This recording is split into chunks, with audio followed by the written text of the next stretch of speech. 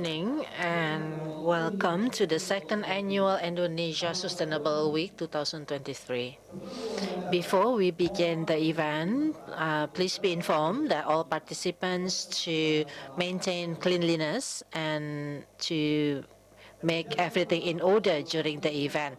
And please be informed that the agenda should be taken into account because it will be beneficial and there are many discussions that are interesting today. In addition to that, we will have interesting games through Mentimeter that we prepare at the end of the agenda of the event. Let's join the Mentimeter through the web that has been prepared from now. Other information certificate will be distributed through your emails after the event. And with that, do not forget to fill the attendees attendance list. And we hope that please filled it correctly because the certificate will be written based on the data that you fill. Before we begin our event, let's begin by singing the national anthem Indonesia Raya. Please rise.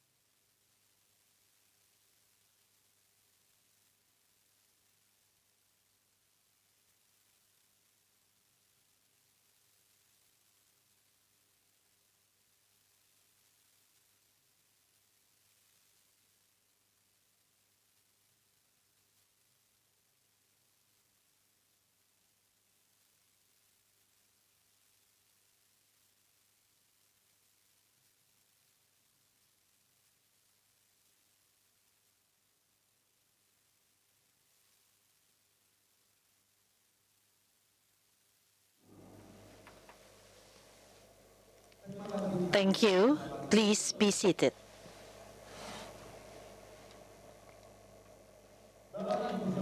Participants of the Indonesia Sustainable Energy Week 2023, with the interesting presence and with the big names that always highlight the radio and television, and he or she is the ambassador of the conservation of natural resources. Please welcome our MC, Melissa Karim.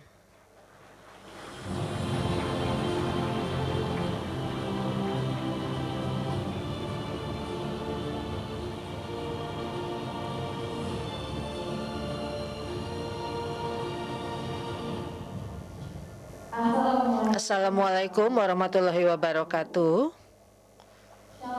Shalom, Om Swastiastu, Namo Buddhaya, and may greetings of virtue and great health greetings. Good morning. Your energy is not renewed yet because we are talking about energy for the next couple of days. So I need some high energy in this room to start this event with. Good morning.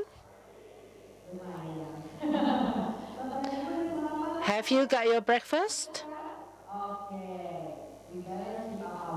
We better keep up our energy throughout the day, throughout the best couple of days, because we have important things to do, ladies and gentlemen. And thank you for the introduction. Pleased to introduce myself. My name is Melissa Karim, who will be your host this morning. And I'm happy to be part of the extraordinary event. And to begin with, please to welcome the Ambassador of the Federal Republic of Germany to Indonesia, ASEAN, and Timor-Leste, Her Excellency Ina Lepo.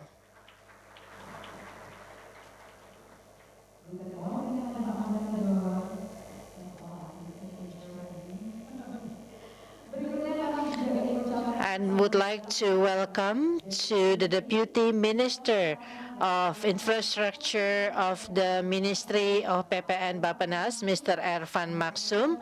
Good morning, sir.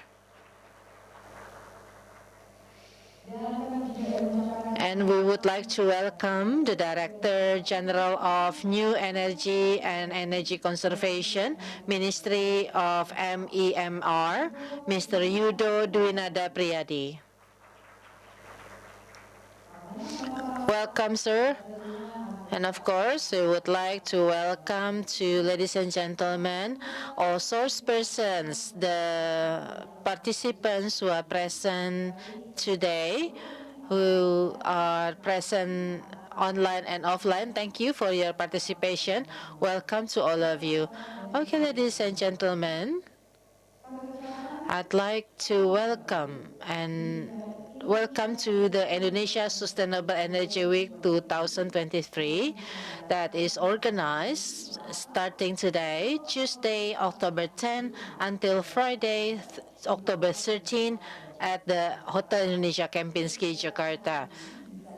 The activity today can be witnessed online. You can see in our website channel, there are two language selections that are available.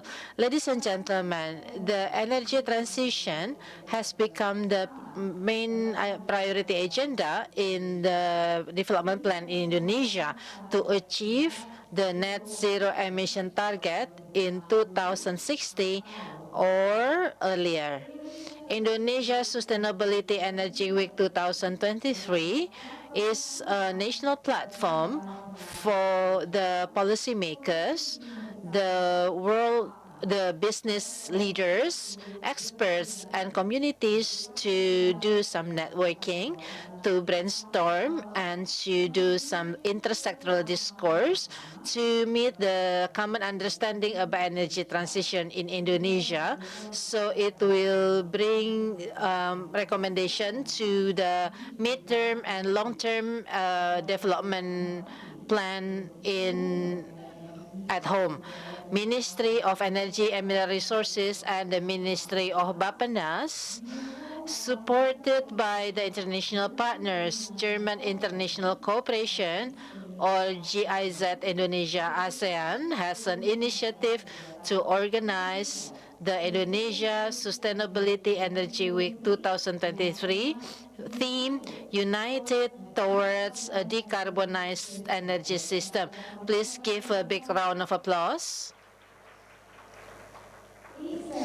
ESO this year is also organized by Clean, Affordable, and Secure Energy for Southeast Asia, or CASE program, and 1,000 Islands Renewable Energy for Electrification program, or REI.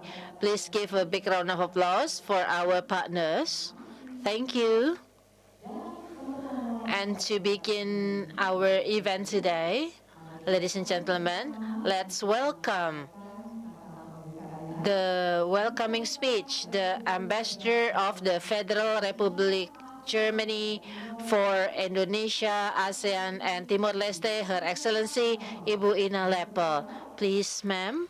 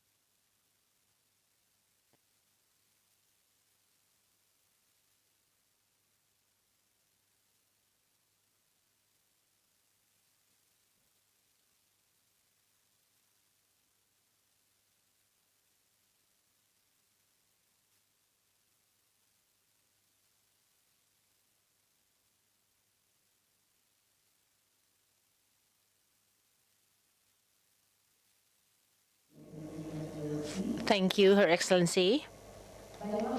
Ladies and gentlemen, distinguished guests, next, I would like to invite the Deputy Minister of Infrastructure of the Ministry of PPN Bappenas, Mr. Edvar Maksum, to give his speech.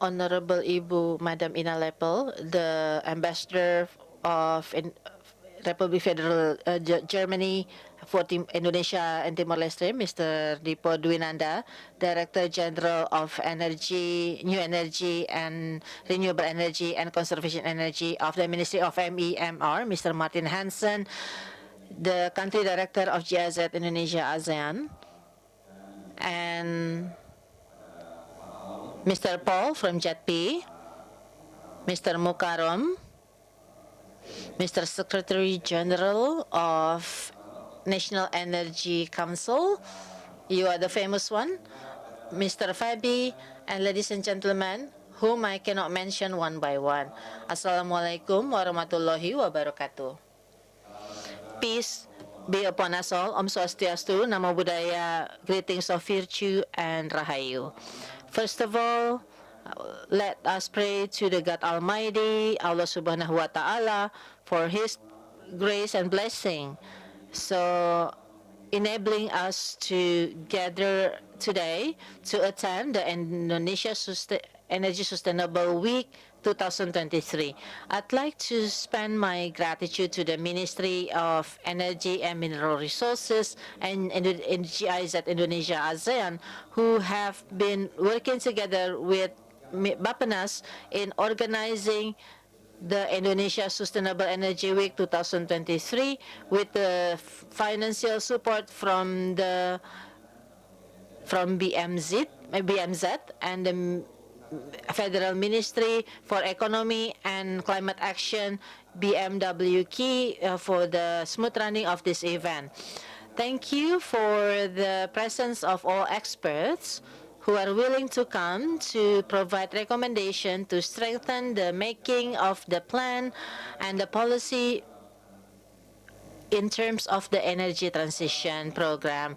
Distinguished guests, ladies and gentlemen, the Ministry of Bappenas has already finalized the final plan of the National Midterm Development Plan with the hope that Indonesia become an archipelago that is sovereign, progressive, and sustainable through Golden Indonesia Vision 2045. Development is done in line with economy, social, and environmental field. That vision should be materialized if it is supported with the improvement of economic productivity, so we will be equal with the developed countries through the significant manufacturing development.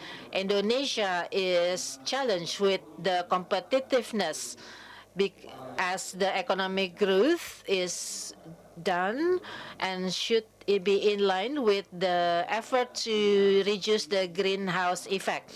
There are 5 Golden Indonesia Vision. First is the GDP is equal with developed countries, 5,500 today. We hope that it will be 3,300, and the poverty towards 0% with low discrepancy, and it will become goal of all countries. And number 3, and the improvement in the influence in the world and the competitiveness of human resources that will be improved. And last is about intensity of the zero emission, and in that case we have to reduce the greenhouse effect, and we will achieve 93.5%. In our midterm general development plan, we have 5 visions that I mentioned with 8 development agendas and 17 direction of development with 45 development indicators. This is according to the magic number that Indonesia has, August 1945, our Independence Day. This vision can be materialized with the support of economic productivity, so we will be equal with the developed countries with the boost of development of manufacture, and we have to improve the capacity of our human resources because we have to reduce also the intensity of the greenhouse effect. We have identified 20 game changers to materialize the 2045 mission. Energy transition become one of the parts, and the sustainable energy provision should be boosted so it can provide basic service and to support economic activity and the development of the just national effort. So we just do not need the modern implementation of technology, but we need to support from the development of policy. And this is the game changer. First is Indonesia's social transformation, economic transformation, governance transformation, social resilience, culture and ecology, and law supremacy and stability and Indonesian leadership. Next, through energy transition, we also hope that we will be able to meet the commitment of Indonesia to the world. We want that the reduction of the greenhouse effect emission can achieve 32 until 43% in 2030, and the target of net zero emission in 2060 or earlier. We want that the risk of the climate disaster and planet crisis can be mitigated and prevented. Distinguished guests, ladies and gentlemen, the economic transformation can be implemented through several considerations, like technology for energy transition, such as the carbon capturing technology, and also the role of bioenergy and hydrogen that will be discussed in this event. Furthermore, Indonesia Sustainable Energy Week supports also the digital transformation in energy by providing platform for startups of digital technology. In addition to that, we need a solution about the financing and regulation from the government, how we can improve that to improve the investment from private sector or through blended finance. For the fulfillment of basic infrastructure and the acceleration of energy transition effort, many important things from the development agenda can be discussed together at the Indonesia Sustainable Energy Week 2023, and we need to explore the idea on how to achieve the target and how to improve the effort of energy transition. Maybe we have to collaborate in terms of this, and we need to improve the public participation in the National Development Plan, especially in energy sector. Distinguished guests, ladies and gentlemen, Indonesia Sustainable Energy Week 2023 is expected to become a platform to bridge the direction of development, the commitment of Indonesia in terms of climate change in energy sector, and the aspiration and the capability of the nation in realizing the Golden Indonesia in 2045. We hope that the stakeholders can anticipate the challenge during the energy transition. So the agenda and the national development agenda, as mentioned at the 2025-2029 RPJMN, can be interpreted in the implementation of the RPJMN as the blueprint to guide our effort in developing Indonesia. The synergy of energy transition can be materialized through the national planning process. So the active participation from all stakeholders become very important. Indonesia's Sustainable Energy Week 2023 is expected to become one of the vessels to develop the convergence of the energy transition plan in our RPGMN. The synchronization in the midterm development plan will continue to be done, including to combine with the vision and mission and strategic program of the elected president. Previously, Bapenas invited all political parties together with KPU and Bawaslu, or General Election Commission. We want that the RPJMN becomes the guideline of all stakeholders in Indonesia in the national level, and we wish that the process of the general election or the regional election will be streamlined, starting from the center until the regional level. RPJMN becomes the guideline for the president or the head of regions in the future. They have to synergize the central and the regions. Ladies and gentlemen, the Ministry of PPN Bapenas as the ministry that plays the key role in the development of the midterm development plan has a mandate, as mentioned at the discussion of Indonesia Sustainable Energy Transition Week 2023, to develop the holistic nation and to develop transition energy by considering the regional potential through the regional development aspect. And last but not least, I would like to send my gratitude to the participants, distinguished guests, ladies and gentlemen, and organizing committee. Thank you very much for your kind attention, and Assalamualaikum warahmatullahi wabarakatuh. Thank you, Mr. Ervan. Please be seated. Next, ladies and gentlemen, let's now welcome the Director General of New Energy and Conservation and Energy Conservation from the Ministry of Energy and Mineral Resources, Mr. Yudo Dwinanda Priyadi, to give his speech.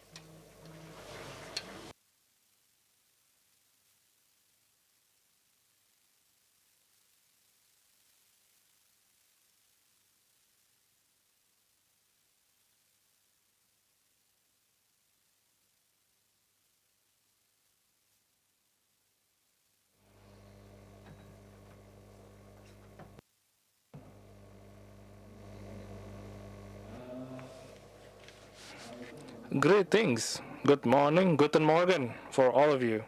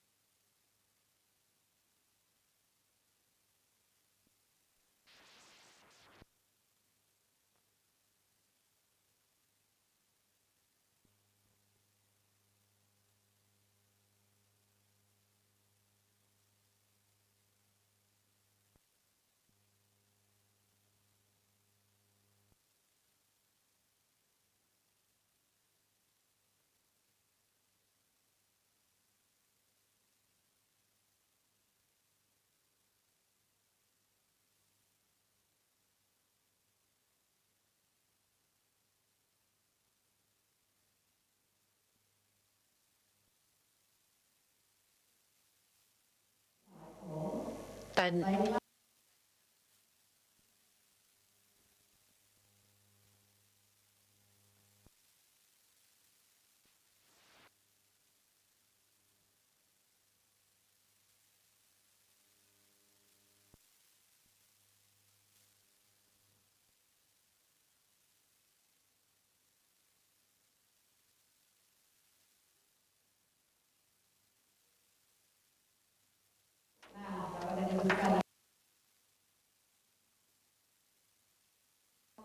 we will open this event together so our media colleagues can be prepared to document this special moment.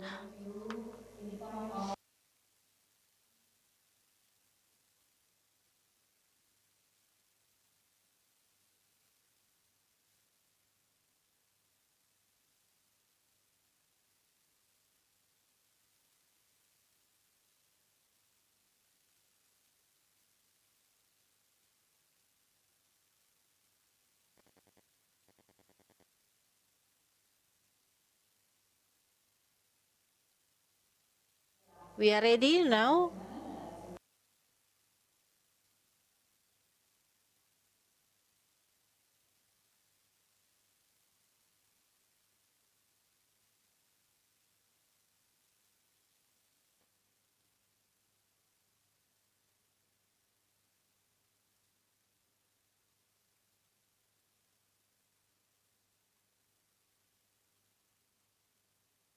We will open this event together on the count of 5, 4, 3, 2, 1.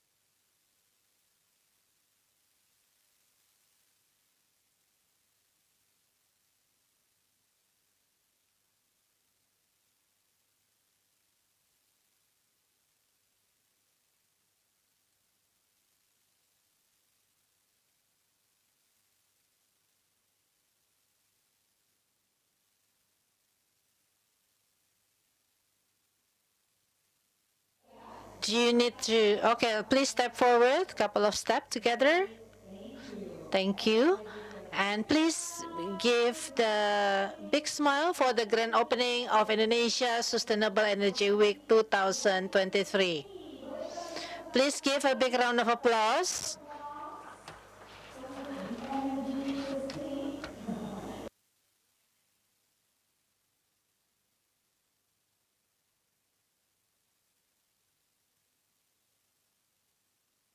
Please be seated, ladies and gentlemen.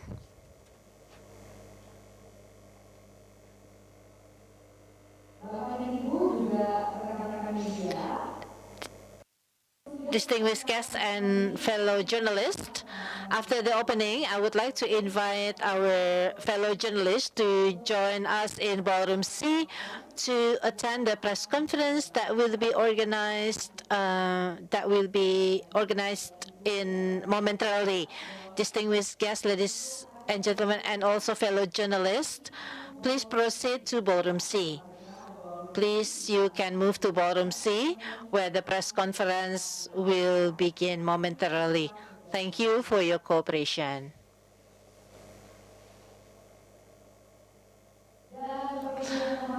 Ladies and gentlemen, after witnessing the opening ceremony of ISO 2023, I'd like to send my gratitude to your participation, or for those who are present online or offline, and also thank you to the Republic Federal of Germany and also the Republic of Indonesia for their cooperation. And they have been cooperating actively with an inter-country partnership by promoting clean energy to become the center of the bilateral cooperation. And next agenda, I would like to invite the team lead Indonesian-German Cooperation Hub, GIZ Indonesia ASEAN, to come up on the stage. Please, Ibu Gita Fajar Satyani.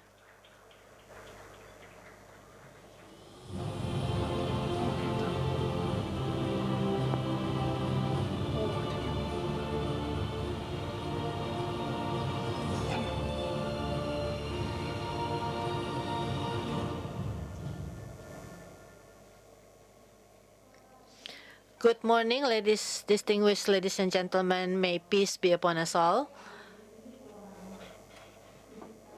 I'm not that comfortable standing before the podium, so I will be standing here instead. Honorable, Her Excellency, Madam Ambassador, and Mr. Deputy, Mr. Director, they have explained that the cooperation between Indonesia and Germany in energy sector has been running for more than 3 decades. And the cooperation continues and strengthened to develop the global commitment in climate change, and it also implement and it does its implementation in achieving the national target and to support the promotion of renewable energy together with the regional government. Indeed, as the development partner, we also support many efforts for the fulfillment of climate target and the achievement of the net zero emission 2060.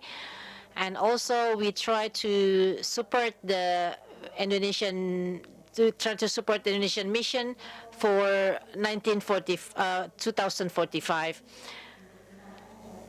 We call it as Energy Hub. It has been developed this year to strengthen the cooperation between Indonesia and Germany in terms of energy.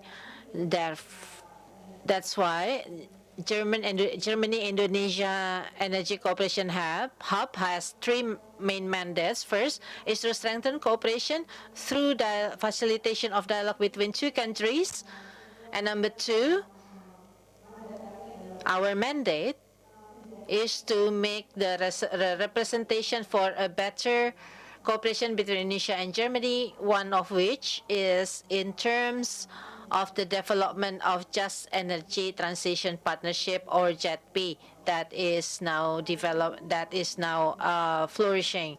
And we also provide technical expertise that is deployed for continuous cooperation. Mr. Deputy and Mr. Director have their vision, what we should develop, and we are willing to work together to develop to the determined direction.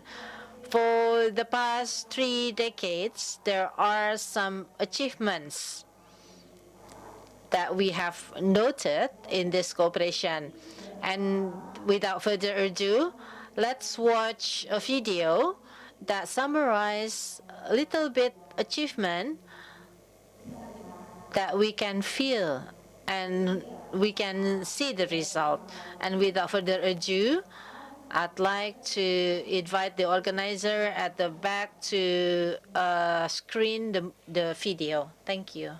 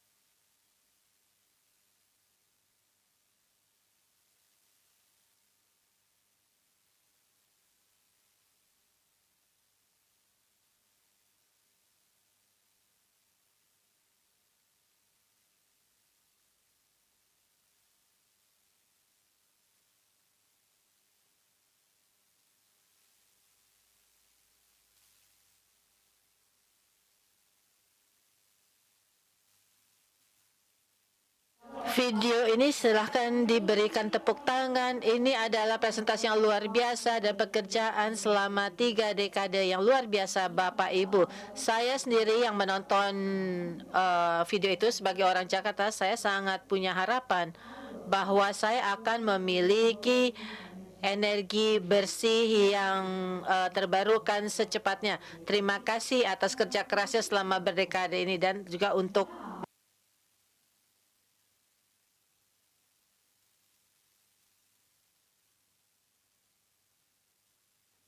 will there be any team that set up so far? Is the sofa, will the sofa be set? Because we will invite the moderator and the speakers to come up on the stage. There we go. Let's give some times for them to set up the sofa on the stage. And after we listen to the panel discussion that I believe will be very insightful and there will be a lot of idea inside it, you will have an opportunity to ask directly to the source person, and we will give the Q&A session. So for those who are present in this room and for those who are present online, you are very welcome to ask questions. I'd like to invite for the first session in our panel discussion today, as the moderator in the interesting session, please welcome on stage Executive Director of IESR, Mr. Fabi Tumiwa. Pak Fabi, please, the stage is yours.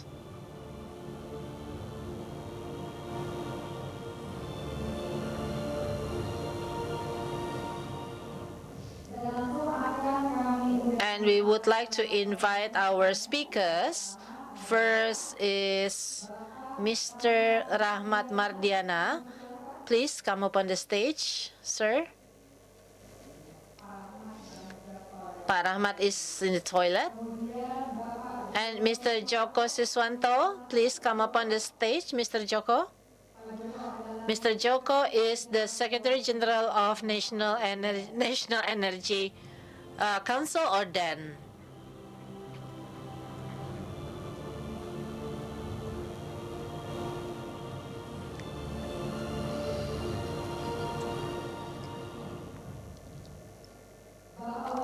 Mr. Wanhar, as the Director of the Empowerment of Electricity Program from the Ministry of Energy and Mineral Resources, that will be represented by Mr. Hassan Maksum.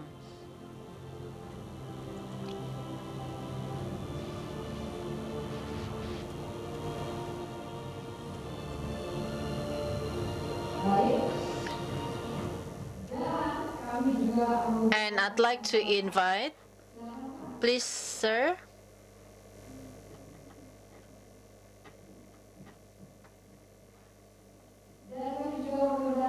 I'd like to invite the Deputy Head of the JP Secretariat, Mr. Paul Butar-Butar, to come up on the stage.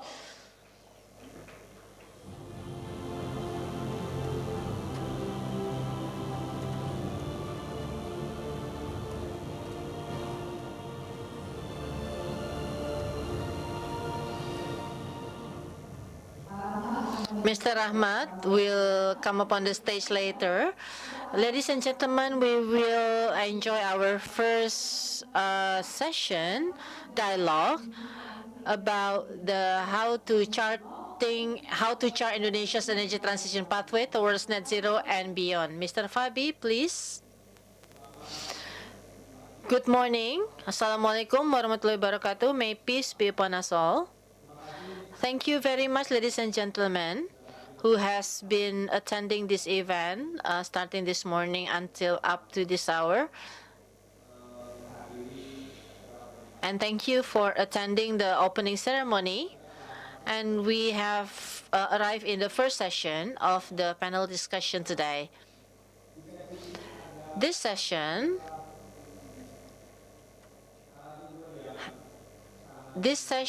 will present several speakers who are very expert in their field. We have Mr. Maksum, represented by Mr. Rahmat Mardiana. Mr. Ervan should leave because he has to accompany the Minister of Bapenas for another engagement. So he's represented by Mr. Rahmat. Pa Rahmat, please come up on the stage. Second, which is no strange for us, who has the big responsibility in formulating the national energy policy as the revision of PP 79/2014, Mr. Joko. Mr. Joko is the Secretary General of National Energy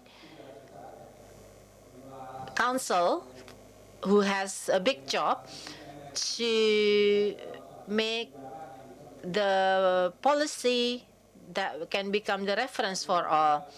And we have also, well, we're supposed to have Mr. Jusman, Director General of Electricity, who cannot be present today, and represented by Mr. Hassan. Thank you, sir. Ministry of Energy and Mineral Resources seems very busy, right? And there's no stranger for us, which is my friend, the Deputy Director of Energy Partnership, Mr. Butar Butar. JETP has $20 billion of money. What are we going to do with that money? So we're going to discuss about this later. The four source persons, Mr. Rahmat, maybe I will give an opportunity to Mr. Joko, and then Mr. Rahmat, and Mr. Hassan, and Mr. Paul. I'll give you some time to do your presentation, if you may, just 10 minutes, not more than 10 minutes. So we will have time for discussion, because indeed, the theme of this session is to have a discussion about how energy transition in Indonesia to achieve net zero emission. We know, ladies and gentlemen, that energy transition is a complex process and it's a long process. We cannot achieve it within one night.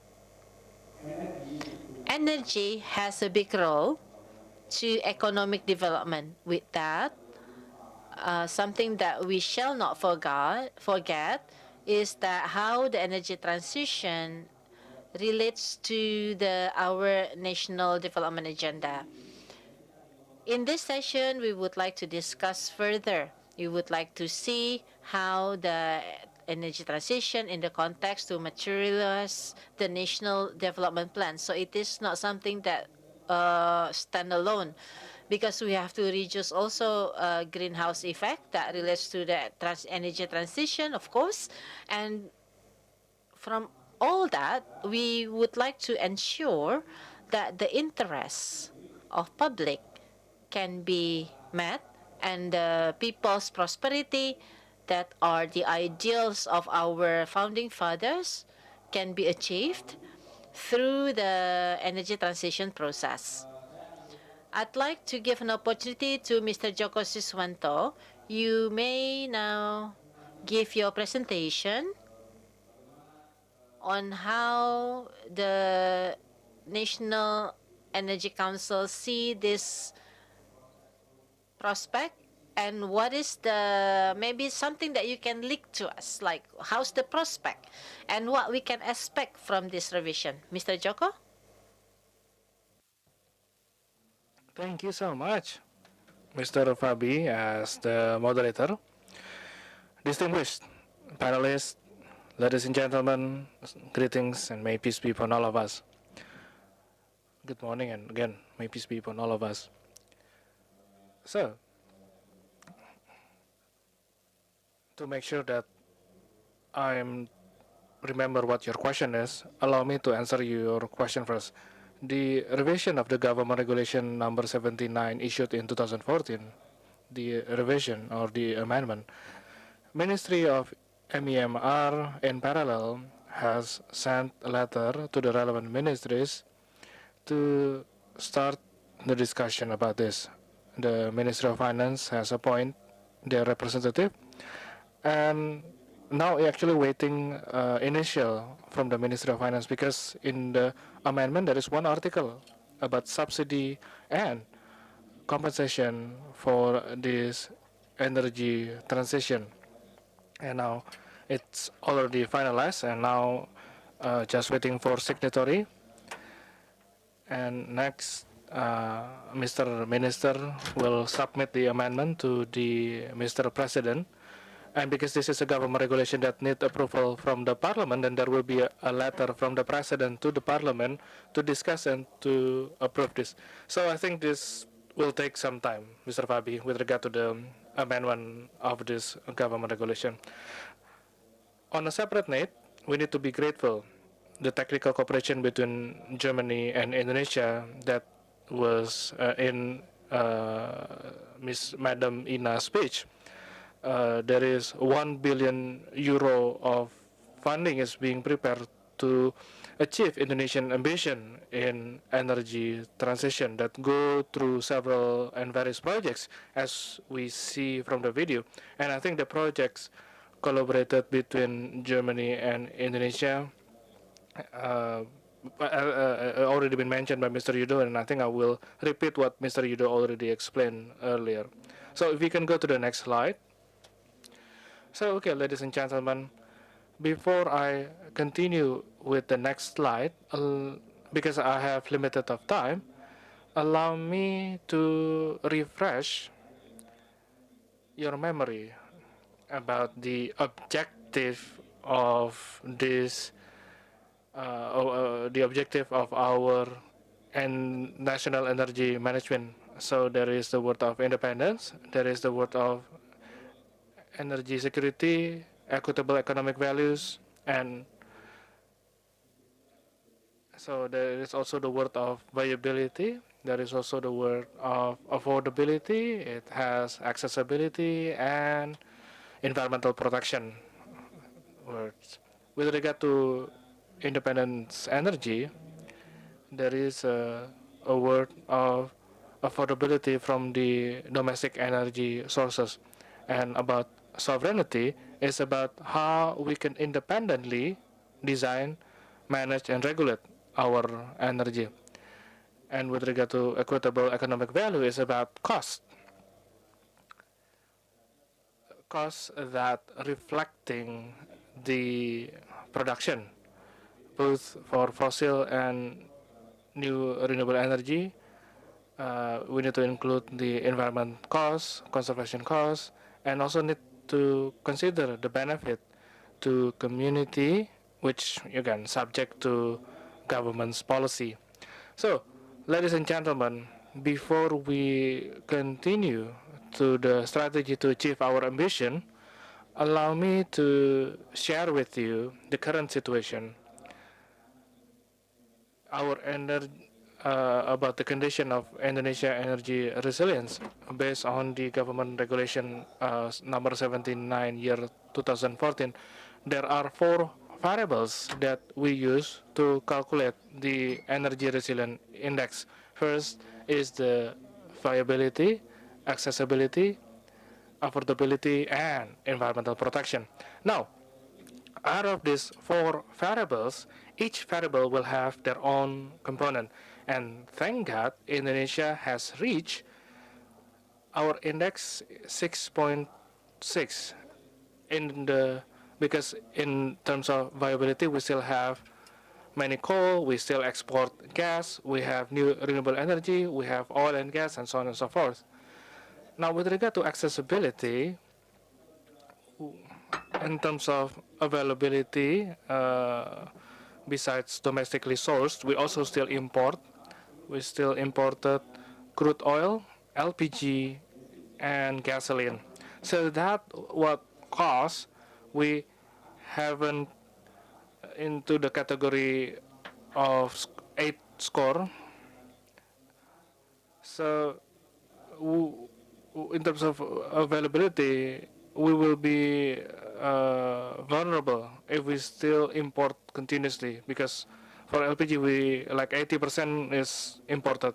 Now, with regard to access, we continue to build the infrastructure, the gasoline and new renewable energy infrastructure. And with regard to this infrastructure, development is financed by the state budget. Now, in terms of price,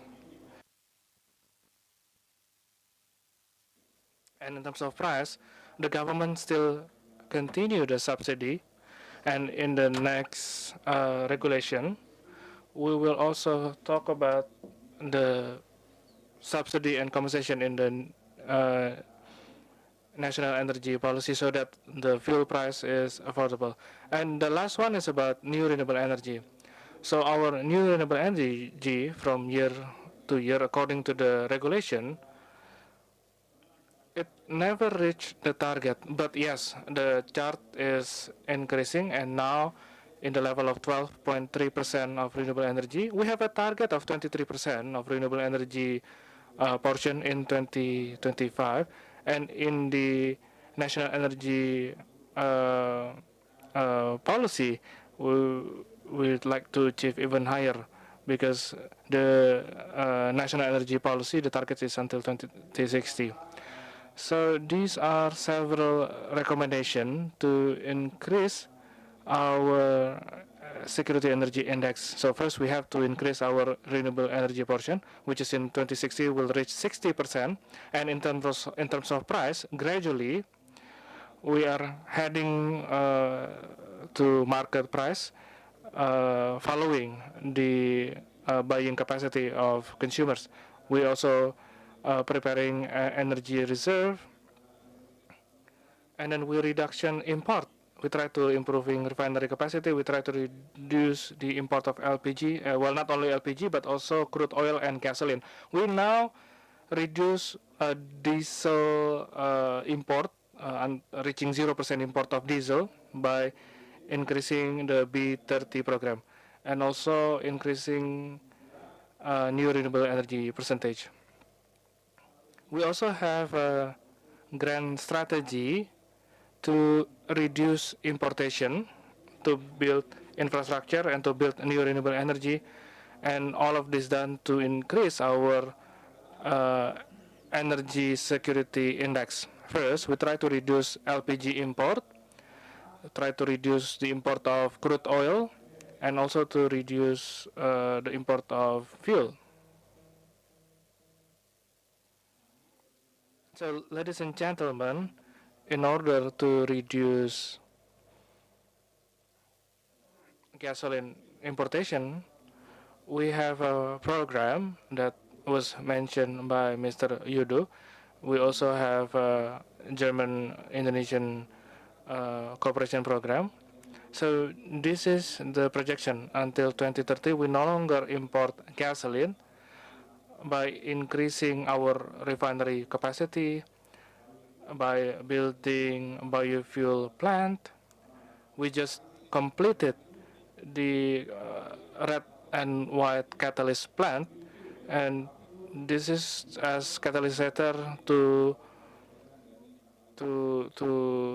produce gasoline after by using biofuel. And we also now promoting the utilization of electric vehicle and gas fuel vehicle. And as mentioned by Mr. Yudo, in the future there will be hydrogen-powered vehicle. And in order to increase the domestic crude oil production, because if we just follow business as usual, our crude oil production is declining. Therefore, we have a program to increase the crude oil and gas production by exploration, by reserve to production, and giving incentive to new oil and gas field. And Rokan block last week was signed, so continue to enhance oil recovery and acquiring foreign oil fields. And that's also the strategy, because in the 2060 energy transition roadmap, 60% new renewable energy, meaning 40% is still using fossil fuel, that is equipped with clean technology like CCS, CCWS, and combination, we call it co-firing with biomass, ammoniac, and hydrogen. And we have inaugurated this plant yesterday. 3 more minutes? Okay. We also in the process building gas infrastructure by building a gas network financed by our state budget and also mini LNG plant to replace diesel power plant. And this is the roadmap. The regulation is already issued and now in the process of tender. We also now building electricity infrastructure, transmission and distribution network that connecting the major islands until 2024 and between islands. So if we have access of power in Java and Sumatra, we will export the power to Kalimantan, on especially North Kalimantan. And in the roadmap, net zero emission roadmap, we have goals. We also have strategy that we are incorporating to our national energy policy. Now, in the energy transition strategy, we will continue to increase the use of gas, which in 2036 we will stop gas export and we will not export coal by 2046. We will use various ways like clean coal technology and improving gas utilization by building ambitiously gas infrastructure, and we will still set a gas price that is affordable to our domestic customers. Now, this is several strategy in energy transition that we incorporated into the national energy policy revision from the demand side, from the transportation sector, household and commercial sector. And these are the target. From the demand side, we use leap prediction, and this is our energy demand up until 2060. This is the projection until 2060. Now, this slide is the roadmap table from the National Energy Policy Revision. We have two scenarios. The low scenario, we will increase the utilization of new renewable energy by 60%, and the second scenario, we are still using coal as much as 17%, but it will be equipped with co-firing technology, ammonia, biomass, and hydrogen that we just tried, and the CCS, CCWS technology, and by paying carbon tax. But with 60% new renewable energy and 40% fossil fuel, it actually net zero emission already. And this is the CO2 emission reduction target. So we are still, our emission is still increasing, but by 2035, it will decline up until 2060. Now, this is our program to achieve net zero emission. So this is the 5-yearly target. So if in the first 5 years we can achieve this target, we will be more optimistic for the next 5 years, up until 2060. And what target that we have achieved, first of all, like the usage of biodiesel. Second, electrification. Almost reaching the target is city gas, but what below the target is like the amount of EV utilization that we continue to chase the target. So I think that will be all from my side, Mr. Fabi. My apologies for any shortcoming. So let's give a round of applause to Mr. Joko, right on time, Mr. Joko. So we have listened from Mr. Joko's presentation what become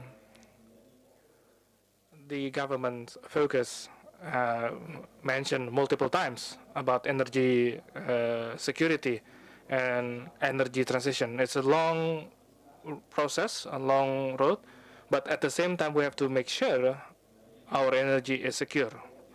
Well, in the National Energy Council, they have the indicators to measure energy security, which already explained by him. So far, still good, But the biggest concern is energy import is increasing, especially for LPG and gasoline. Well, not only that, the impact it's actually increasing the energy subsidy for those two, the gasoline and LPG. The subsidy is increasing, but and also it's reducing our foreign exchange income. And now I move to the second speaker. Now, Mr. Erwan said that one of the game changer in the long-term development plan and mid-term development plan, one of the game changer is energy transition. But the biggest question is, if Mr. Joko explaining about the plan to build clean energy infrastructure to reduce the GHG emission. Now, what is that in the context of the national development? For a layperson, maybe the question will be, what is in it for me? What from the people? What is in it for me? Talking about transition from fossil to renewable energy, will I be more prosperous? So if the energy is clean, will I become more prosperous? So we will listen from Mr. Rahmat, and building up from the first speaker, what will be a more detailed idea from Bapenas, from the National Development Planning Agency, in the long-term development plan, which already completed now, is now in the process to stipulated as a law. So thank you so much, Mr. Fabi. Ladies and gentlemen, greetings to all of us, and hopefully everyone are feeling healthy. So in overall, in high level,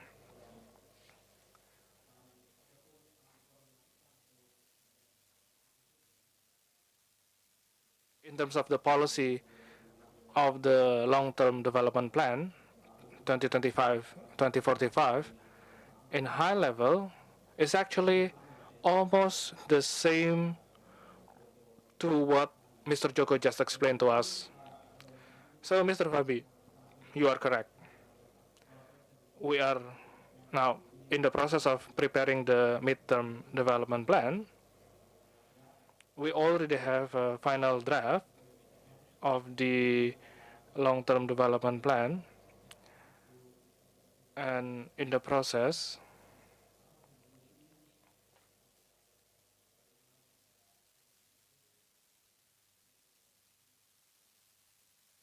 we already follow the transparent principle, inclusive principle in preparing this long-term development plan and accommodating all stakeholders like ministries, agencies, community, businesses,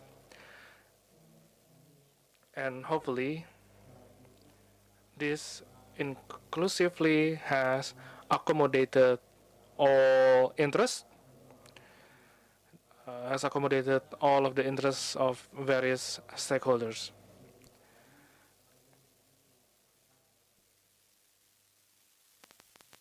And as mentioned by Mr. Deputy about one of the game changer, one of the things that will change the game or as a game changer is energy transition. So if we see from the reason side why we have to perform energy transition, I think it's because lately we are experiencing from the aspect of temperature or weather, and also from the point of view of rainfall rate, if I can say, the weather is not certain, but in general, rain in terms of frequency is very rare, but when rain happen, it rains a lot, it falls a lot. The water debit beyond the infrastructure capacity, and also the ability to absorb the water is less, which will lead to flood. And second of all, it's about air quality, air pollution.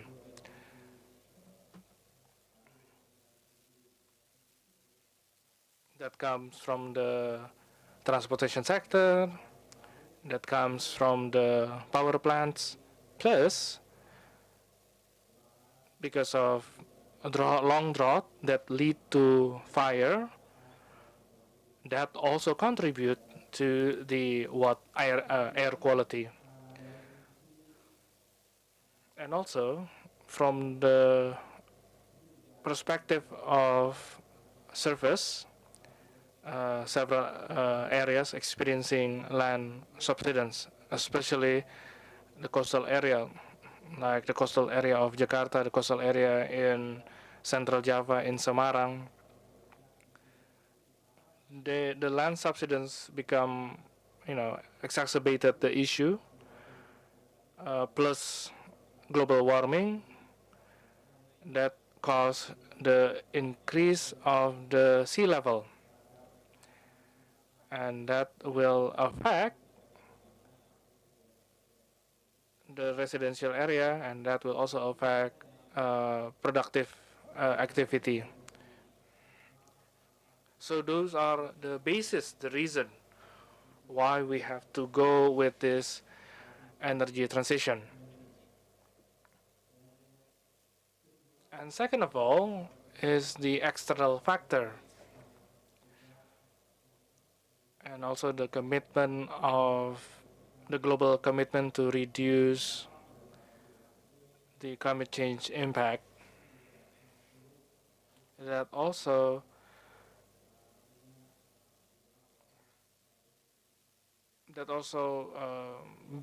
being one of the consideration in when preparing the long-term and mid-term development plan.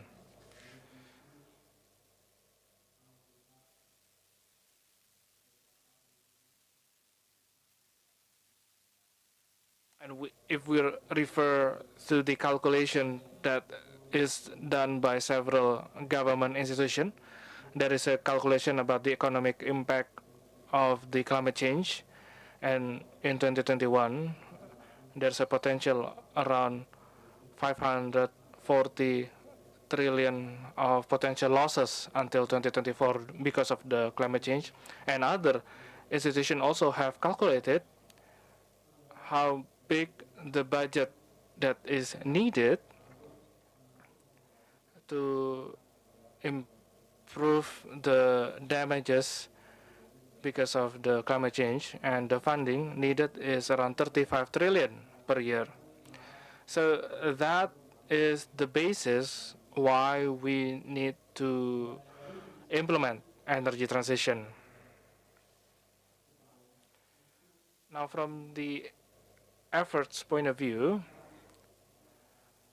in order to move from middle income country to developed country, one of the requirements is economic growth that has to be high. So to transition to a high income country, we need to have a high economic growth. We have to grow at least 6% per year, that supported by manufacturing industry.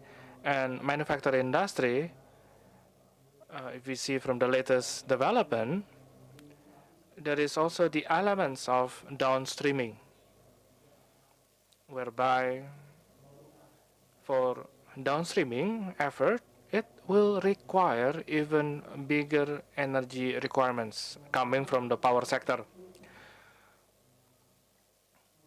Now, in the effort to fulfill and to implement the simulation, to understand the projection, to identify the supply and demand. So the demand side,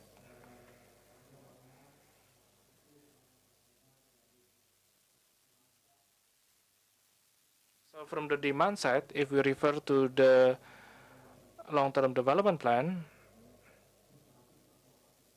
the demand will come from the economic transformation efforts.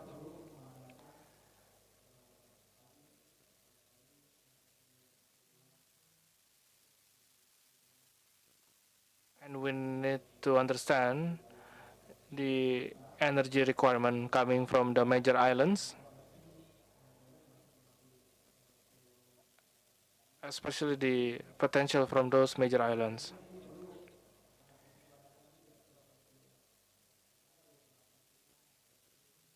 So we have some terms like rebate, but basically what important, we would like to align the economic activity with the characteristic of the energy supply on site.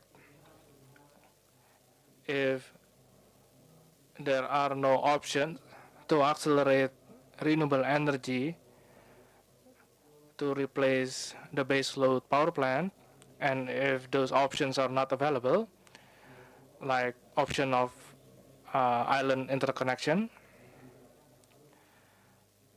then we need to come up with the right policy that follow the existing time frame, so that the energy supply can be provided in a better way. Now, in terms of policies,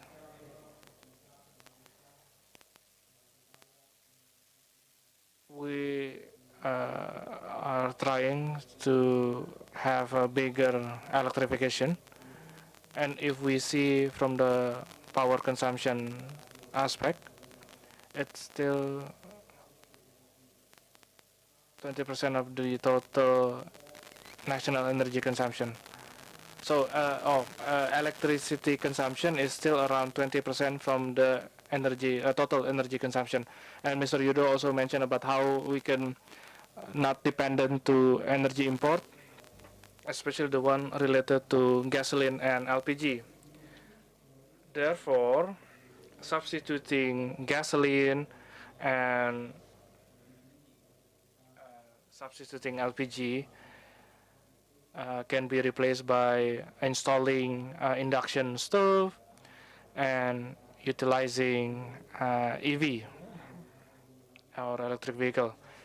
And if you go to the upstream, the electricity used for those EV should come from clean energy.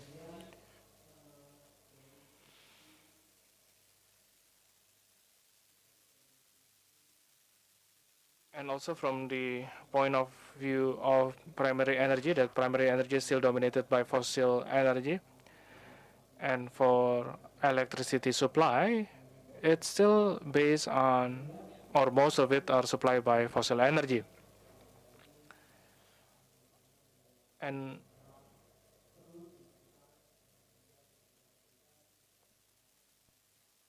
one of the development direction, we have to ensure the equal distribution. So we also have to pay attention to the regions outside Java. Maybe Sumatra already developed, yeah, but for the eastern region like is Nusa Tenggara, Maluku, and Papua,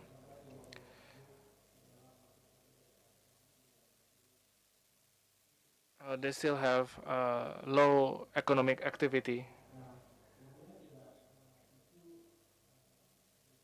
And the next issue, if we see from the point of view of trilemma energy, which is about equity, security, and sustainability. And from the equity side,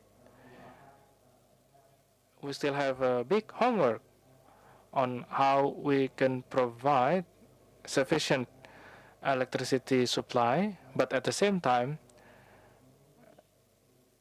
with high reliability that provide continuous energy supply for 24 hours, 7 days. Now, from the point of view of efforts need to be done so that the activity under renewable energy becoming more appealing, so we need to provide a strong ecosystem by providing the right regulation. So the government need to be consistently support renewable energy. by by ensuring a good regulation, a good institutional arrangement, and also a good financing. And if we see from the business side, from the business actor side, the energy provision activity will involve the private sector as well. And one of the things that we have to do, we need to have innovation in financing so that renewable energy investment can be more appealing.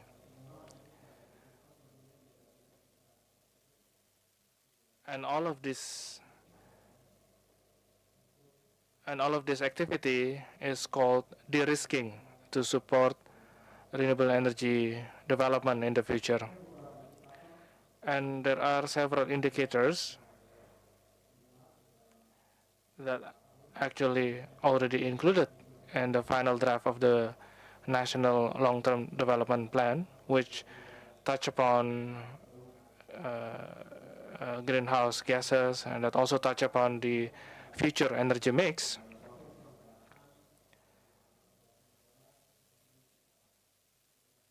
Which need to be broken down in more detail in the budget planning for the period of 2025-2029. Up until into the stipulation of a detailed indicator and what priority activities that need to be done for the next 5 years that related to energy transition, and most of it, most of the effort has been mentioned by Mr. Joko, like utilizing new renewable energy, like utilizing hydrogen, and also solar power plant, supported with the batteries, and also pump storage innovation, and also combined with the de-risking effort from the institutional and regulation point of view. So let's give a round of applause to Mr. Ahmad. The last message was clear. The RPGP vision, or long-term development plan vision, and mid-term development plan vision should be the mission of the candidates for president, and also the vision of the House of Representatives who will compete for the seat, because if the leaders don't have the same vision, that it will be difficult. In addition, there is a kind of regulation. There are several regulations in terms of presidential decree and anything. We have listened about the RPGP, RPJMN, then in the electricity director general has their own plan, which they called National Electricity General Plan, or RUKN, that becomes the basis to make the policy. So we have so many plans. Mr. Hassan, I hand over to you. What is the context of energy transition in the context of National Energy General Plan that is being made in order to support the net zero emission target? Please, over to you, sir. 10 minutes only. Thank you, Mr. Fabi. Honorable Mr. Joko Sixwanto, Secretary General of National Energy Council, Mr. Rahmat, Director of Bappenas, and Mr.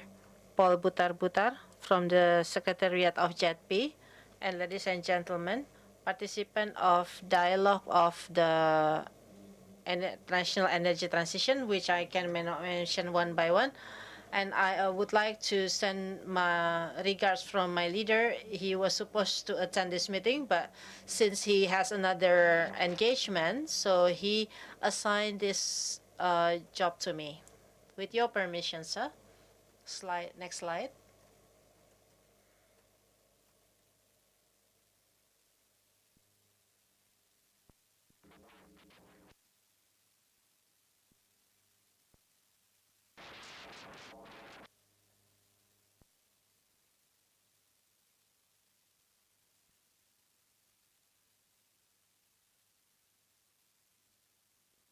Next slide.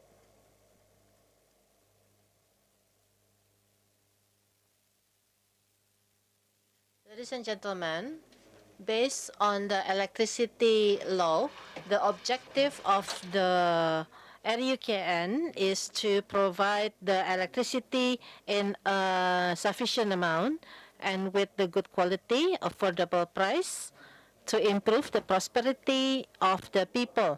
And number two is to materialize the sustainable development.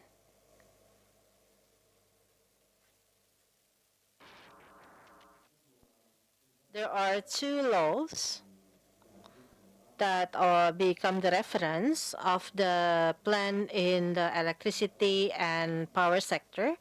Law number 30, 2007 about energy says that the Energy National Council should make the policy and also the making of the National Electricity General Plan by the central government and the regional national electricity plan that should be made by the regional government. So we refer to Law 30, 2009 about electricity that give mandates for us about the National Electricity General Plan. And also in the regional level, it should be done by the regional government. So RUKN is made based on the National Electricity Plan, and we invite the regional governments to be involved. And this RUKN will be determined in the decision made by the Ministry of Energy and Mineral Resources. We make the RUKN draft 2023-2060. Our consideration in the making of RUKN or National Electricity General Plan is that there is energy